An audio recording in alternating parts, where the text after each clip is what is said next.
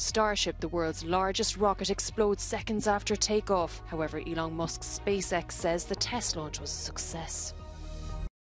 Sudan's military ruled out negotiations with the paramilitary force known as the RSF on Thursday, threatening attempts at a second ceasefire. NATO chief Jens Stoltenberg makes his first visit to Kiev since the war began. He says the main focus of the alliance is to ensure that Ukraine prevails. The launch that wasn't to be.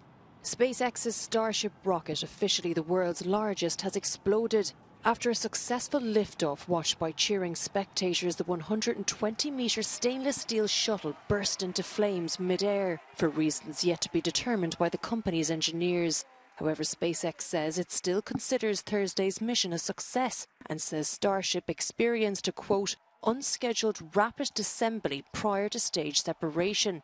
The boss of SpaceX, billionaire Elon Musk, congratulated his teams shortly after takeoff and promised a new test in a few months. This was the second attempt to send Starship into orbit after Monday's scheduled launch was cancelled. Sudan's armed forces ruled out negotiations with rival paramilitary group the Rapid Support Forces on Thursday, saying it would only accept its surrender. The statement comes after a second attempt to reach a ceasefire deal to mark the end of Ramadan. The two sides have been battling in the capital Khartoum and other parts of the country for close to a week, pushing the country to breaking point. حسب البيانات الإحصائية الأخيرة فقد لقي ما يقرب من 330 شخص مصرعهم، وأصيب ما يقرب من 3200 شخص آخرين بجروح منذ 15 نيسان إبريل نتيجة القتال بين الحكومة وقوات المعارضة المسلحة في الخرطوم وعدد من الولايات الأخرى بما في ذلك ولايات دارفور. The fighting is a culmination of a long conflict between two generals who seized power in a 2021 coup. Al-Burhan and his deputy Mohammed Hamdan Daglo, who commands the Rapid Support Forces or RSF. They dispute over the planned integration of this paramilitary unit into the regular army as part of democratic transition. At least 70 people were killed and 110 more wounded in a crowd crush in the Yemeni capital Sana'a during a distribution of financial aid. The accident took place when hundreds of people gathered at a school to receive money handed out by merchants during Ramadan. The Houthi-run Interior Ministry's spokesperson blamed the disaster on the random distribution of funds without coordination with local authorities. Those responsible for the event were detained and an investigation is underway. His first visit to Kiev since the start of Russia's full-scale invasion, NATO chief Jens Stoltenberg made a surprise trip to Ukraine's capital on Thursday to reiterate his full support for Kiev's bid to join the alliance. But President Volodymyr Zelensky says the US-led association needs to act more decisively. Немає жодного об'єктивного бар'єру, який перешкоджав би ухваленню політичних рішень про запрошення України в альянс. І саме зараз, коли більшість людей в країнах НАТО і більшість українців підтримують вступ нашої держави в альянс, час для відповідних рішень. The main focus of the alliance of NATO allies now is to ensure that Ukraine prevails, is to ensure that Ukraine continues to be a sovereign, independent, democratic nation in Europe, because that's the only way to also have a meaningful discussion about Ukraine's future membership. Ukraine applied for fast-track NATO membership in September after Moscow warned it would retaliate if Kiev were to join. But Stoltenberg says it will never compromise with Russia on Ukraine's sovereignty. NATO countries have been the biggest providers of military assistance to the war-torn country. More support for Ukraine. That's what President Zelensky is demanding ahead of a meeting with NATO partners at Germany's Ramstein airbase on Friday. It is the main international forum for drumming up military support.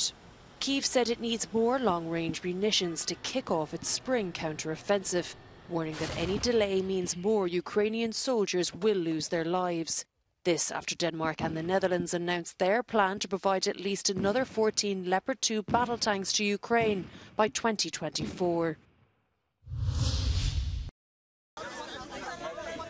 More solidarity among EU member states in managing migratory pressure. That's the goal of the European Parliament after approving on Thursday 3 key proposals on migration that aim to end the years-long standoff between EU member states on how to deal with the issue. The principle of the so-called Dublin regulation, which means that every asylum seeker coming to Europe should present their request in the country of first entry, remains valid, but with more exceptions like the family or educational ties of migrants. According to MEPs, though, solidarity between EU countries should be expressed in different ways. Well, it's binding to make sure that every member state contribute, but then what we offer from the European Parliament is that we should have flexible options, that we will see some member states that will work with relocation, others might work with capacity building. And this is because we want to open up the deadlock that we have seen for years, because something needs to happen now. The vote by MEPs establishes the European Parliament's stance in negotiations on the issue with the EU Council. If the Parliament gets its way, physical relocations would still apply under normal circumstances, but would become binding when a member state calls it a crisis situation. The Commission would then have to assess the crisis request and, if confirmed, set quotas of migrants to be deployed to the other countries. Solidarity may have a chance. Solidarity when it comes to emergency crisis situations. That's precisely the point of this regulation. Mandatory relocation is a key point for Mediterranean countries like Italy, which has this year seen a 300% increase of migrants by sea. The system of voluntary relocations which is currently in place has not worked well. And despite several thousand pledges, only a few hundred people have so far been transferred from Italy to other member states. Negotiations between the Parliament and Council are unlikely to be easy, given the years of tension.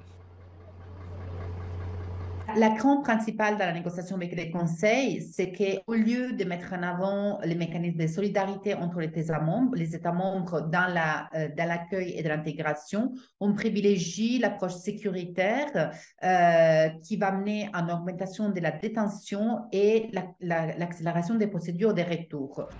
EU governments will push hard for the aspects related to the external dimension of migration, like the screening of migrants at borders and leverage that can be used against countries of origin for their return.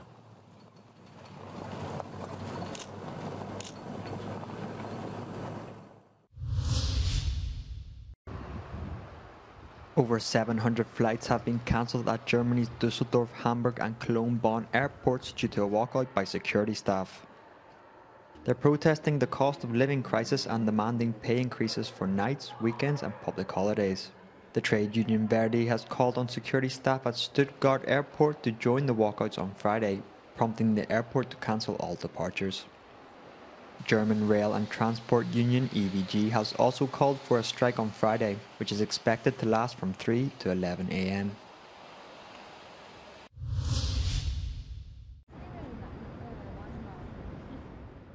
A new UNICEF study shows people's trust in vaccinating children is falling around the world, and the decline has been accentuated by the COVID-19 pandemic. Trust in childhood vaccines remains highest in India, but people in Papua New Guinea and South Korea are most sceptical. In Europe, Portugal has the highest reliance on childhood vaccination. Russia is the most sceptical.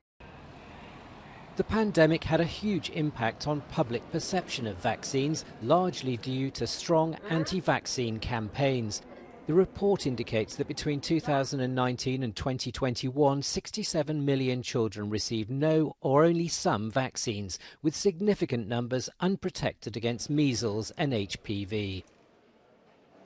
UNICEF stresses the importance of early years vaccination and says each euro invested has a 26 times greater return. Vaccines help to save 4.4 million lives annually, and this could rise to 5.8 million by 2030. This year's World Press Photo Award goes to AP photographer Evgeny Maloletka for this harrowing image taken in the Ukrainian city of Mariupol at the start of the war. The woman on the stretcher being brought across from the maternity hospital that was targeted, and just the ideal of her and her unborn child and the men trying to get her out. That image is that emotional draw that gets you to understand, that gets you to see what someone else is going through. The Story of the Year award went to Mads Nissen for his series on life in Taliban-ruled Afghanistan.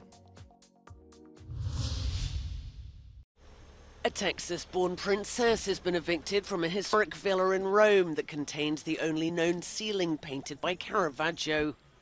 Thursday's events capped a years-long inheritance dispute between the princess and her stepchildren over the 16th century villa. I feel like I'm in a surreal movie, like Sartre's No Exit, basically. And, Hey. So, it's unreal. I've lived here for 20 years. I have accomplished so much in the 20 years. We digitized 150,000 documents thanks to American University. Princess Ludovisi was evicted after a judge ruled she'd violated a prohibition on conducting guided tours of the villa, something she claimed was necessary to pay for its upkeep. Because she's American, she cannot do whatever she wants. This is a country. We have our police, we have our judges, and you need to respect our country and our laws if you stay here. Otherwise, you can go back to Canada or to where the hell or Texas or some place where she's coming from. The villa was put up for auction last year but has so far failed to sell, despite its famous painting. The only known mural by Caravaggio, it was commissioned in 1597 and depicts Neptune, Pluto and Jupiter.